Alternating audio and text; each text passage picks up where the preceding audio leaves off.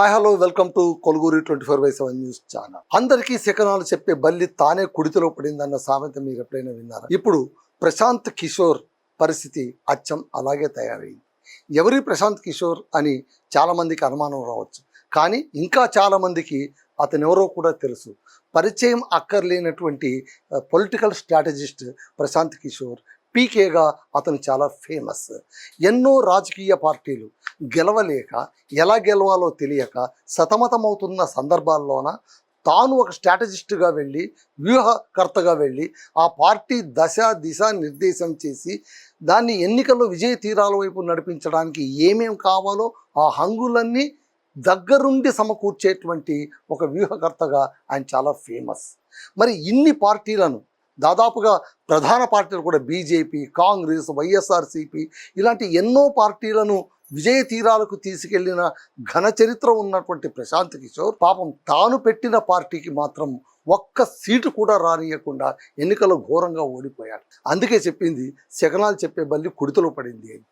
ఇక్కడ అసలు విషయానికి వస్తే బీహార్ ఎన్నికలో ఈ మధ్య కాలంలోన బీహార్ ఎన్నికల్లోన ఘోర పరాజయాన్ని ఎదుర్కొన్నటువంటి ప్రశాంత్ కిషోర్ పాట్నాలో విలాసవంతమైన బంగ్లాను వదిలేసి ఐఐటి పాట్నా సమీపంలోన బీహార్ నవనిర్మాణ ఆశ్రమం అని ఒక ఆశ్రమంలోకి మారిపోయాడు. అంటే ఆయన ఏమైనా రాజకీయ సన్యాసం తీసుకుంటున్నారా? ఈ ఓటమి ఆయనలోనే ఒక నిర్వేదాన్ని వ్యక్తం చేసిందా అని అంటే అది కాదు. ఈ 5 ఏళ్ల పాటు, రానున్న 5 ఏళ్ల పాటు అక్కడ కూర్చొని గ్రౌండ్ వర్క్ చేయడానికి ఆయన నడుం బిగించారు అని మనకు అర్థమవుతుంది. ఇదే విషయాన్ని ఆయన మీడియా ముఖంగా కూడా చెప్పారు. సో ఈ సందర్భంలో అసలు ప్రశాంత్ కిషోర్ పొలిటికల్ జర్నీ ఎలా ఉంది, అతను ఏ ఏ పార్టీలకు వ్యూహకర్తగా పనిచేశారు, అది ఎలాంటి ఫలితాలు సాధించిందో సంక్షిప్తంగా మనం తెలుసుకునే ప్రయత్నం చేద్దాం. 2014లోన బీజేపీకి వ్యూహకర్తగా ఆయన పనిచేశారు. 2014 లోక్సభ ఎన్నికల్లోన బీజేపీ ఘన విజయం సాధించింది. సో ఇక్కడ ఆయన పొలిటికల్ స్ట్రాటజిస్ట్గా రాగానే ఒక సిక్సర్ కొట్టి అందరి కళ్ళలో పడ్డాడు. ఎప్పుడైతే బీజేపీని విజయ తీరాల వైపు నడిపించేశారో అందరి కళ్ళు, ముఖ్యంగా రాజకీయ పార్టీ నేతల కళ్ళన్నీ కూడా ప్రశాంత్ కిషోర్ పైన పడ్డాయి. ఎవరి వ్యక్తి, ఈయన ఏం చేశాడు, ఎలా పార్టీని గెలిపించగలిగాడు అంటే ఆ వ్యూహం తెలుసుకోవాలంటే మీరు కూడా మీ పార్టీకి నన్ను వ్యూహకర్తగా ఎంచుకోండి అనే రీతిలో ఆయన మార్కెట్లో నిలబడ్డాడు. పొలిటికల్ మార్కెట్లోన అత్యంత డిమాండ్ ఉన్నటువంటి స్ట్రాటజిస్ట్గా ఒక్క రాత్రికి రాత్రి ఆయన చలామణి అయిపోయారు. ఈ ఎన్నికల్లోన మనకు బాగా గుర్తుంటుంది చాయ్ పే చర్చ.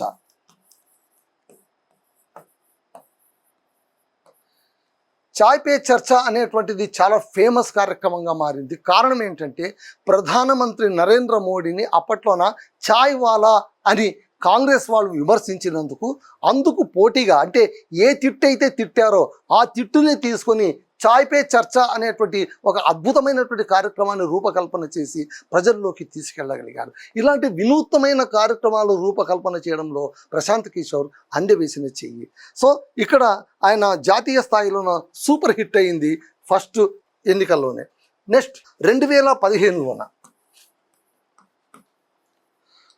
2015లోన జనతాదళ్, రాష్ట్రీయ జనతాదళ్ మహాగఠబంధన్కు వ్యూహకర్తగా పనిచేశారు. బీహార్ ఎన్నికల్లో 2015 బీహార్ ఎన్నికల్లోన ఈ ఎన్నికల్లో కూడా విజయం సాధించారు. వరుసగా రెండోసారి కూడా విజయం సాధించారు. నితీష్ కుమార్ని తిరిగి పవర్లో తీసుకురావడంలోన పీకే చాలా కీలకమైన పాత్ర పోషించారు. సో అలాగే 2017లో కాంగ్రెస్ కోసం పనిచేశారు. మీరు జాగ్రత్తగా గమనించండి. 2014లో బీజేపీ, 2015లోన నితీష్ కుమార్ కోసం బీహార్లో పనిచేశారు. 2017లోన మళ్ళీ కాంగ్రెస్ కోసం పనిచేశారు. ఆ కాంగ్రెస్ కోసం పనిచేసినప్పుడు ఉత్తరప్రదేశ్ ఎన్నికలు, యూపీ ఎన్నికల్లోనూ పనిచేశారు. అయితే ఇక్కడ తొలి ఎదురు దెబ్బ తగిలింది, ఘోరంగా పరాజయం పాలయ్యింది. అప్పుడు మొట్టమొదటిసారిగా ప్రశాంత్ కిషోర్ గారికి అర్థమయ్యింది తాను వేసిన ప్రతిపాచిక ఎన్నికల్లో పారదు, తన ప్రతి వ్యూహం కూడా అక్కడ సక్సెస్ అవుతుందన్న రూల్ ఏం లేదు. బట్ చాలా మటుకు సక్సెస్ అయ్యే అవకాశాలు ఉన్నాయని మాత్రం ఆయన జర్నీ నిర్ధారించగలిగింది. సో అక్కడ ఘోర పరాజయం. రాహుల్ గాంధీ, అఖిలేష్ యాదవ్ కూటమిని ప్రచారానికి రూపొందించారు. ఈ కూటమి రావడం కూడా అంటే అఖిలేష్ యాదవ్, రాహుల్ గాంధీ ఈ ఇద్దరు యువ నాయకులు కూడా కూటమిగా కలిసి ప్రచారం చేసినా కూడా అక్కడ ఓడిపోవలసి వచ్చింది. 2017లోనే కాంగ్రెస్కు పంజాబ్లో కూడా వ్యూహకర్తగా వ్యవహరించారు. ఇదే 2017లో. అయితే అక్కడ సక్సెస్ అయ్యారు. సో అక్కడ అమరీందర్ సింగ్ను సీఎం క్యాండిడేట్గా నిలబెట్టి ఆయన ఎన్నికల్లో విజయం సాధించగలిగారు. 2019 చాలా కీలకం. 2 తెలుగు రాష్ట్రాలు చాలా కీలకమైనటువంటి సంవత్సరం 2019. వైఎస్ఆర్సిపి జగన్ పార్టీ, వైఎస్ఆర్సిపి పార్టీకి ఆయన వ్యూహకర్తగా పనిచేశారు. జగన్ 2014లోన ఓటమిని చెవి చూసిన తర్వాత 2014లో జగన్ ఖచ్చితంగా గెలుస్తాడని ఆయన అనుకున్నారు, అందరూ అనుకున్నారు. మీడియా వాళ్ళు ఎగ్జిట్ పోల్ సర్వే కూడా జగన్ గెలుస్తారని అనుకున్నారు. కానీ అనూహ్యంగా 2014 ఎన్నికల్లో ఆయన ఓడిపోయారు.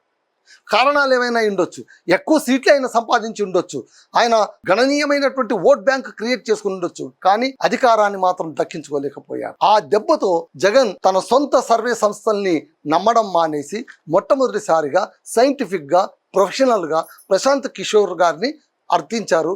మా పార్టీకి మీరు వ్యూహకర్తగా పనిచేయాల్సిందిగా. అక్కడ ఆయన గొప్ప మ్యాజిక్ను రూపొందించారు. ఎప్పుడైతే ప్రశాంత్ కిషోర్ ఆయన ఆలోచన సరళి ఎలా ఉంటుంది అంటే, ఆయన ఏ పార్టీకి అయితే వ్యూహకర్తగా పనిచేస్తారో, ప్రశాంత్ కిషోర్ వచ్చిన తర్వాత మొట్టమొదటిసారిగా సోషల్ మీడియాను ఒక రాజకీయ పార్టీ చాలా ప్రభావాత్మకంగా వాడుకునేటువంటి ఒక పద్ధతి మనకు కనిపిస్తుంది. ఇక్కడ కూడా జగన్మోహన్ రెడ్డి గారికి సోషల్ మీడియా అంటే ఏంటంటే, ఆయన ఎక్కడ పాదయాత్ర చేయాలి, ఆయన ఎవరితో మాట్లాడాలి, రోజు ఎలాంటి పోస్టులు పెట్టాలి, ఎలాంటి ప్రచారాన్ని తీసుకువెళ్ళాలి, ప్రత్యర్థి పార్టీని ఎలా దెబ్బ కొట్టాలి, వాళ్ళ ఉన్న వీక్నెస్ని ఎలా బహిర్గతం చేయాలి, ప్రతి ఒక్క అంశాన్ని కూడా ఖచ్చితంగా ఆయన ముందుకు తీసుకెళ్లారన్నమాట. అలా తీసుకెళ్లడంతో జగన్ పార్టీ 2019లో సూపర్ హిట్ అయింది. ఆయన సీఎం అయిపోయారు. సో ఇక్కడ ఈ సక్సెస్ తర్వాత 2019లో డిఎంకే తమిళనాడు, ఇక్కడ ఆంధ్రప్రదేశ్ అయిపోయింది, తమిళనాడు డిఎంకే కూటమి వ్యూహకర్తగా పనిచేశారు. లోక్సభ ఎన్నికలకు తమిళనాడులోన అక్కడ కూడా భారీ సక్సెస్ సంపాదించారు. సో ఆ తర్వాత స్టాలిన్ నాయకత్వాన్ని ఆయన ప్రజల్లోకి తీసుకెళ్లారు. అలాగే 2020లో తృణమూల్ కాంగ్రెస్కు వ్యూహకర్తగా అలాగే ఆమ్ ఆద్మీ పార్టీకి కూడా అతను వ్యూహకర్తగా పనిచేశారు. అక్కడ ఒక నినాదాన్ని తీసుకెళ్లారు, అచ్చే భీతి 5 సాల్ లగే రహో కేజ్రీవాల్. ఇలాంటి క్రేజీ నినాదాలను ప్రజల్లోకి తీసుకెళ్లడం ద్వారా ఆమ్ ఆద్మీ పార్టీ కూడా అక్కడ సక్సెస్ సాధించింది. అలాగే 2020లో తృణమూల్ కాంగ్రెస్కు వ్యూహకర్తగా వ్యవహరించారు. 2021 పశ్చిమ బెంగాల్ ఎన్నికల్లోన ఘన విజయం సాధించి మమతా బెనర్జీని 3వసారి ముఖ్యమంత్రిగా ఆయన నిలబెట్టగలిగారు. 2021లో డిఎంకేకు మళ్ళీ వ్యూహకర్తగా వ్యవహరించి ఘన విజయాన్ని సాధించారు. దాదాపు 10 ఏళ్ల తర్వాత డిఎంకే అధికారంలోకి వచ్చింది. 2021 నేషనల్ కాంగ్రెస్కు వ్యూహకర్తగా వ్యవహరించారు. అసోం అసెంబ్లీ ఎన్నికల్లోన అక్కడ ఘోరంగా ఓడిపోయారు. 2022 ఆమ్ ఆద్మీ పార్టీ కోసం పంజాబ్లో పనిచేశారు. అక్కడ భారీ విజయాన్ని సాధించగలిగారు. ఆప్ను రాష్ట్రంలో ప్రధాన శక్తిగా నిలబెట్టారు. 2024 అంటే ఈ అన్ని ఎన్నికలు చూసిన తర్వాత ప్రశాంత్ కిషోర్ ఏమనిపించిందంటే, మనం ఇతరుల కోసం వ్యూహం రచించడం ఏంటి, మనం ఇతరుల కోసం పనిచేయడం ఏంటి, మనమే ఒక పార్టీ పెడితే సరిపోతుంది కదా, ఈ అనుభవం కలిసి వస్తుంది కదా, మనం ఎందుకు ముఖ్యమంత్రి కాకూడదు, వేరే వాళ్ళని ముఖ్యమంత్రి చేస్తూ మనం ఎంతకాలం బతకాలి అని అనుకున్నారేమో తానే స్వయంగా రంగంలో దిగారు. 2024 ఎన్నికల్లో పీకే ప్రత్యక్ష రాజకీయాల్లో వచ్చి జన్ సూరజ్ పేరుతో పార్టీ పెట్టారు. ఘోరంగా ఓడిపోయారు. ఒక్క సీటు కూడా దక్కలేదు. అంటే ఇతర పార్టీలకు వ్యూహకర్తగా ఉండడం వేరు, స్వయంగా పార్టీని నడిపించడం వేరు. బహుశా మొట్టమొదటిసారిగా ప్రశాంత్ కిషోర్కు సొంత పార్టీ పెడితే దెబ్బ ఎలా ఉంటుందో, ఎక్కడెక్కడ ఎవరెవరు ఎలా ద్రోహం చేస్తారో, అసలు రాజకీయాలు ప్రత్యక్షంగా ఎంత చేదుగా ఉంటాయో చెవి చూశారు. అప్పటి నుంచి మౌనమైపోయారు. ఆ తర్వాత ఆయన ఇప్పుడు మళ్ళీ ఆశ్రమవాసిగా మారిపోయారు. ఇప్పుడు మళ్ళీ వ్యూహరచన చేస్తానని అంటున్నారు. చూడాలి ఏం జరుగుతుందో. ఇది పీకే రాజకీయం. That's all.